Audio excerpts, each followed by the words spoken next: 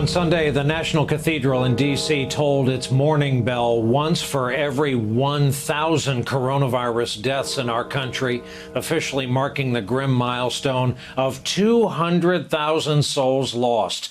Tonight, the president spoke, as we said, in front of two large crowds in Ohio, where attendees were closely packed in together, pre-pandemic seating. Again, he touted his administration's rush for a vaccine.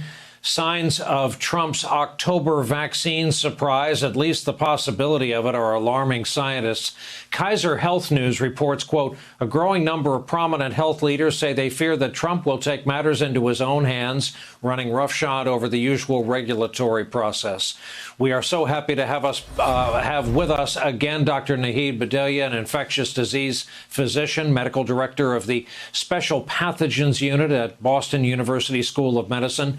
She worked with the WHO back when we were a member nation during the West African Ebola pandemic and is among our medical contributors.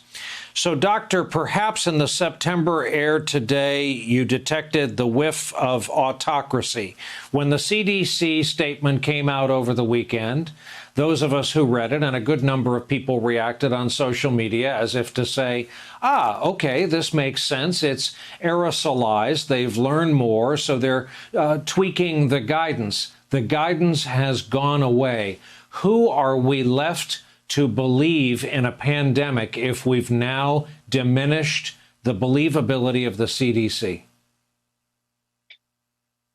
Brian, I just want to start by saying Mara Gay's words in that last segment and just reflecting on this 200,000 people dead. You know, I'm heartbroken. I'm heartbroken as a healthcare worker, as an American, as someone who's worked in outbreaks. You know, you and I talk about this West Africa epidemic. When we left that in 2015, you know, we said 11,000 deaths. This will never happen again. We will build resilience. And it is heartbreaking to watch our country with this resilience, with its resources, suffer so badly in this pandemic for something that could have been prevented, you know, and the thing I think that breaks my heart as a public health expert is watching this credibility of our public health organizations just daily diminish. It's been this steady but consistent narrowing of the sources of information from this administration from the beginning. You know, we stopped hearing independently from the CDC scientists.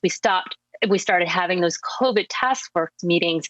We stopped having those COVID task force meetings. We started hearing the CDC's morbidity and mortality weekly reports are being manipulated. We saw the FDA tout the evidence around a treatment that wasn't as effective as they said it was. And now you see these changes in the CDC guidelines. I've worked in other countries where you've seen fledgling democracies or governances that are not that strong, where they do this, where they try to power grab or control information. I guess I just never expected to see this in this vibrant democracy of ours. And your concern is right. I hate to say this, but as we get to this release of vaccine, it's great to see the transparency from the manufacturers releasing their protocols. I worry that we might need more eyes on this. And one thing that we could do, I think, is there's an organization, for example, the National Medical Association, which is a organization for Black physicians by Black physicians that was putting together an independent task force looking at vaccine data. We may want to ask for that, having an independent task force with other professional organizations that look at the data. And I think the White House and the HHS should accept that, should promote that, because it might actually help with vaccine hesitancy. It might help set people's minds at rest. And to the point you just made, can you understand that people might have reason to doubt a vaccine that the president is all but telegraphing to us may have been rushed to market to facilitate a re-election campaign?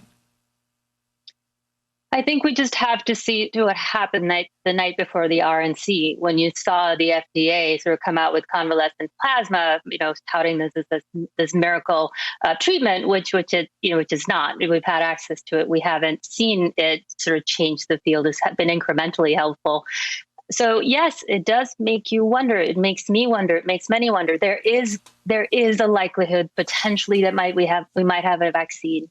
But politicizing it in this way or rushing the timeline is only eroding the trust in the process even more. Using it as part of a political campaign rally as a talking point is only eroding the trust in it even more. I will just end with this.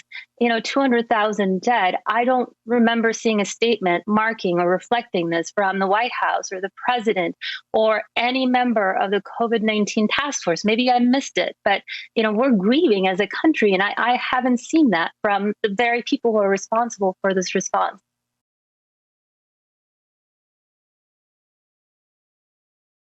Hey there, I'm Chris Hayes from MSNBC. Thanks for watching MSNBC on YouTube. If you want to keep up to date with the videos we're putting out, you can click subscribe just below me or click over on this list to see lots of other great videos.